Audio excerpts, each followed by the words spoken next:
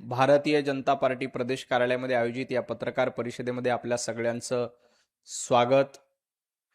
उद्धवजी ठाकरे असं म्हणाले की रामाची रक्षा करण्यासाठी आम्ही आंदोलन करतोय, परंतु उद्धवजी हे विसरले की संपूर्ण विश्वाची रक्षा प्रभू रामचंद्र करत असतात।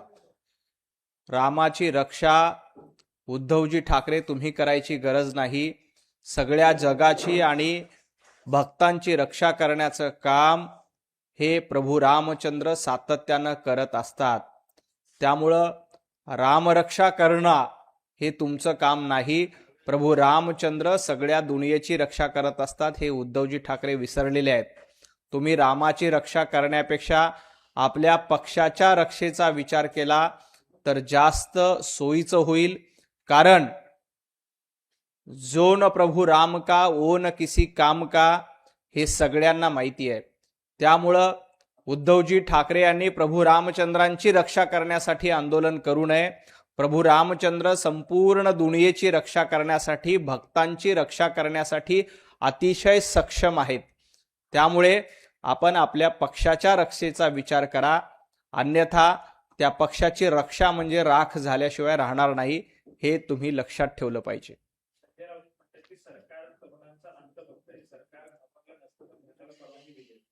मुळामध्ये दिल्लीच्या जंतर मंतरवर जे आंदोलन सुरू आहे त्यामध्ये पोलिसांनी हायकोर्टाच्या निर्णयानुसार, निर्देशानुसार निर्णय घेतलेले आहेत। विनाकारण संजय राऊत यांनी इथल्या तरुणांची माथे भडकवण्याचं काम करू नये। इथला तरुण पंतप्रधान नरेंद्र मोदीजींच्या पाठीशी आहे। आपण बघितलं असेल की सातत्यानं स्टार्टअप असेल किंवा मेक इन इंडिया असेल, यामध्ये तरुणाई मोठ्या प्रमाणात सहभागी होते।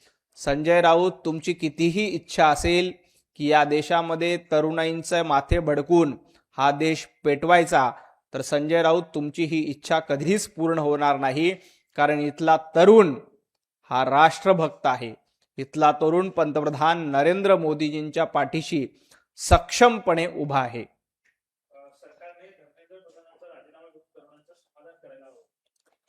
मुळामध्ये जे आंदोलन सुरू आहे त्या आंदोलनाला राजकीय वळण देण्याचं काम संजय राऊत यांच्याकडनं केलं जाते। जनाब संजय राऊत, ज्या पद्धतीनं या आंदोलनाबद्दल तुमची भाषा आहे, ज्या पद्धतीनं तुम्ही माथी भडकवण्याचा प्रयत्न करतायत, या देशातल्या जनतेनं तुम्हाला ओळखलंय। तुम्ही या आंदोलनाच्या आडून संजय राऊत, उभाटा गट आपलं राजकीय अस्तित्व टिकवण्याचा आणि राजकीय पोळी भाजण्याचा प्रयत्न सातत्यानं करतायत। संजय राऊतांनी रामरक्षा आंदोलनामध्ये आपली फजिती उडाली हे बघितलंय, कारण रामरक्षा आंदोलन करायला निघाले होते आणि यांना रामरक्षाच वाचता आली नाही। त्यामुळं अशी फजिती वडून घेण्याची सवय संजय राऊतांना सातत्यानं झाली आहे। कोर्टाच्या निर्देशानुसार दिल्लीतील आंदोलनावर योग्य तो तोडगा काढण्याचं काम चालू आहे। आदित्य ठाकरे हे आता नवीन पार्टीचे नेतृत्व करू पाहत आहेत का? कारण त्यांच्या पार्टीचं अस्तित्व नाही आहे। नाही, काल शिवाजी पार्क मध्ये आणखी एक गोष्ट तुमच्या लक्षात आली असेल, आदित्यजी ठाकरे यांच्या डोक्यावर भगवी टोपी होती। ही भगवी टोपी काढून आदित्य ठाकरे आंदोलन करतायत। यांनी आधी भगवे विचार काढून टाकले, बाळासाहेबांचे विचार धुडकावून लावले आणि आता यांना भगवी टोपी देखील नकोय। आदित्यजी ठाकरे यांना नेतृत्व करायचं असेल तर भगवी टोपी हातात घ्या, हिंदुत्ववादाचे विचार पाठीशी ठेवा आणि मग आंदोलन करा, मग तुमचा पक्ष टिकेल। आदित्यजी ठाकरे यांची इच्छा आहे की आता संपूर्ण नेतृत्व आपल्या हातामध्ये यावं, उद्धवजी ठाकरे यांना बाजूला करावं, संजय राऊत यांना बाजूला करावं, अशी आदित्य ठाकरेंची इच्छा आहे। परंतु जोपर्यंत तुम्ही भगव्यांचा अपमान करणार, काल शिवाजी पार्कावरच्या शिवतीर्थावरच्या त्या आंदोलनामध्ये भगवी टोपी ज्यांनी झिडकारली त्यांना इथले हिंदुत्ववादी लोक झिडकारल्याशिवाय राहणार नाहीत, हे आदित्य ठाकरेंनी लक्षात ठेवलं पाहिजे।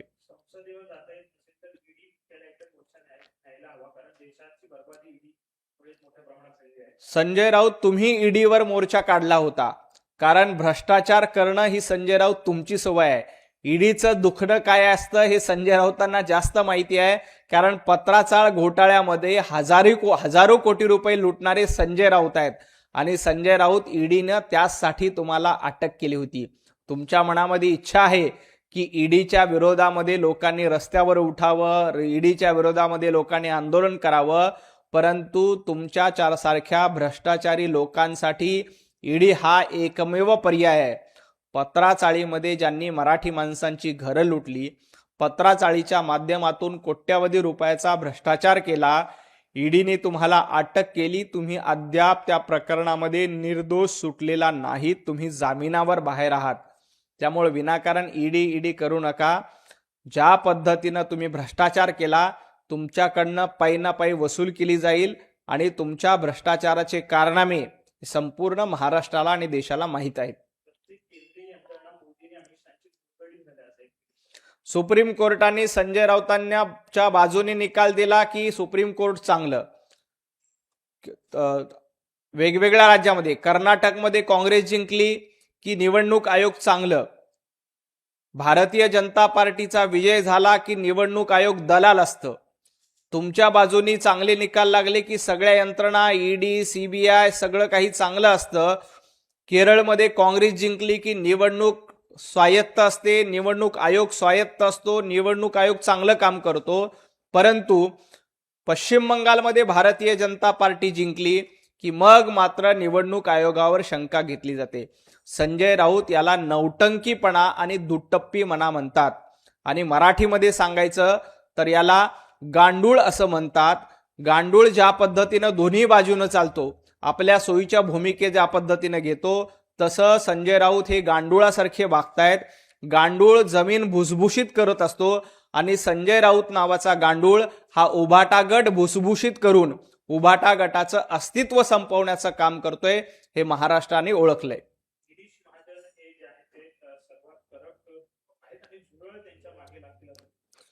कुणाच्या मागे झुरळ लागलंय आणि कुणाच्या मागे काय लागलंय हे महाराष्ट्राला माहिती आहे. संजय राऊत तुमच्या चड्डीमध्ये काय घुसलंय ते बघा. तुम्ही काँग्रेसची चड्डी घालून राहुल गांधींचा प्रचार करण्याचं काम करतायत. गिरीश महाजन हे महाराष्ट्रातील ज्येष्ठ मंत्री आहेत. एकदा दोनदा नाही तर 7 वेळेला गिरीश महाजन जनतेमधून निवडून आलेत. तुमच्यासारखं भांडूपच्या वॉर्डामध्ये आपला नगरसेवक निवडून आणता येत नाही, त्यांनी गिरीश महाजनांवर टीका करू नये. भांडूपमध्ये भारतीय जनता पार्टीचा नगरसेवक संजय राऊत ज्या वॉर्डात राहतात तिथं निवडून आलाय. त्यामुळे गिरीश महाजनांवर टीका करण्याची संजय राऊतांची पात्रताच नाहीये, कारण तुम्हाला एकदाही जनतेनं निवडून दिलेलं नाही. आणि राहिला प्रश्न कुणाच्या चड्डीमध्ये काय घुसलंय, तर संजय राऊत आपल्या अंगावर आता चड्डीच उरलेली नाही, त्याच्याकडे जर थोडं लक्ष दिलं तर बरं होईल. कारण जनतेनं तुम्हाला चड्डी उतरून काय करायचं ते नीट शब्दामध्ये सांगू शकत नाही मी पत्रकार परिषदेमध्ये, ते केलेलं आहे. नाही, संजय राऊतांच्या गुलामीच्या बेड्या तोडल्या पाहिजे, कारण संजय राऊत आता राहुल गांधींचे गुलाम झालेत. संजय राऊत काँग्रेसचे गुलाम झालेत. त्यामुळं गुलामगिरी काय असते हे संजय राऊतांना जास्त माहिती आहे. फक्त सत्तेसाठी, खुर्चीसाठी आणि आपलं अस्तित्व टिकवण्यासाठी ज्यांनी काँग्रेसची गुलामी केली, राहुल गांधींची गुलामी करतायत आणि राहुल गांधींच्या सांगण्यावरून अजेंडा पुढे नेण्याचं काम करतायत, त्यांनी इतरांना गुलाम म्हणू नये. आम्ही भक्त आहोत याचा आम्हाला अभिमान आहे, परंतु संजय राऊत तुम्ही गुलाम आहात आणि ते काँग्रेसचे गुलाम आहात. तुम्हाला सातत्यानं राहुल गांधींची गुलामी केल्याशिवाय, त्यांचं लांगुल चालन केल्याशिवाय दुसरं काही काम नाही, हे महाराष्ट्रानं ओळखलंय.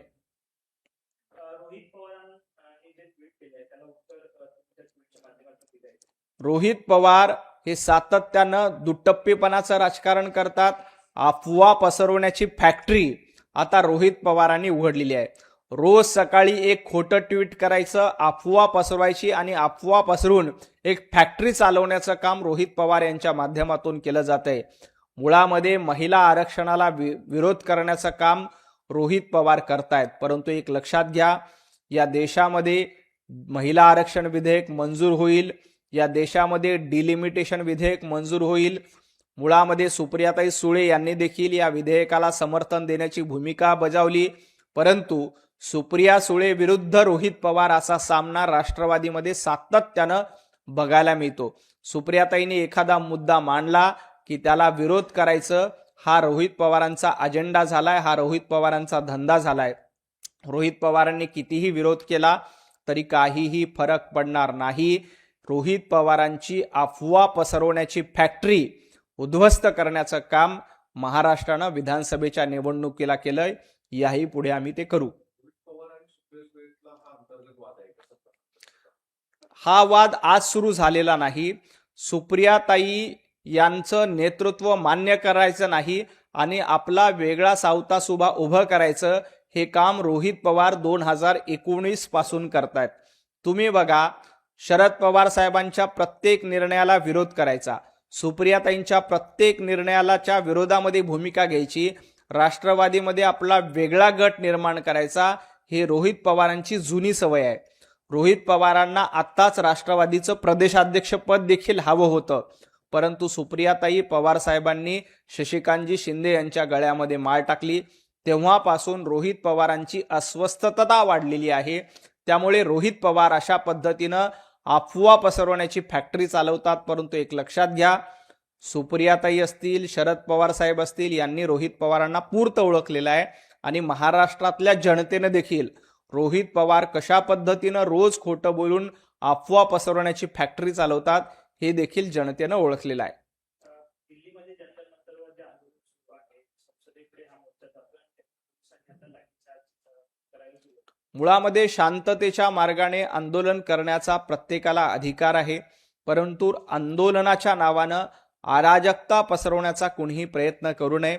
दिल्लीतल्या मोर्चावर पोलीस असतील, कोर्ट असेल, तिथलं दिल्लीतलं प्रशासन असेल, ते योग्य त्या पद्धतीने ते मोर्चा हाताळेल.